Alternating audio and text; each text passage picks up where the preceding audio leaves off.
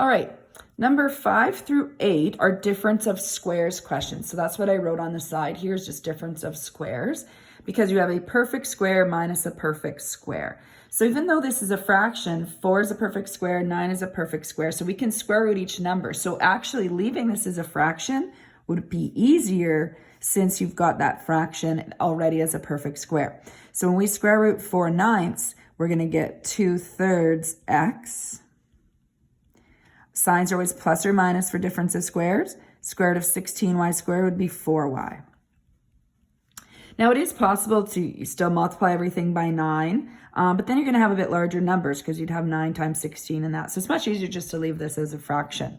Let's look at number 6 here right away as well. So we have a perfect square minus a perfect square. I'm opening up my 2 set of brackets. Square rooting x squared would be x. Square rooting 81 would be 9. So it'd be x over 9 in your first set of brackets here. Then you would have plus or minus. Then you're going to square root y squared over 25. So you'd have y over 5, y over 5. And again, leave this as a fraction. Again, you could find a lowest common denominator between here, multiply all this and factor that out, but you're going to have such large numbers. So with these, we're going to just leave our answers as fractions since we have nice perfect squares to work with.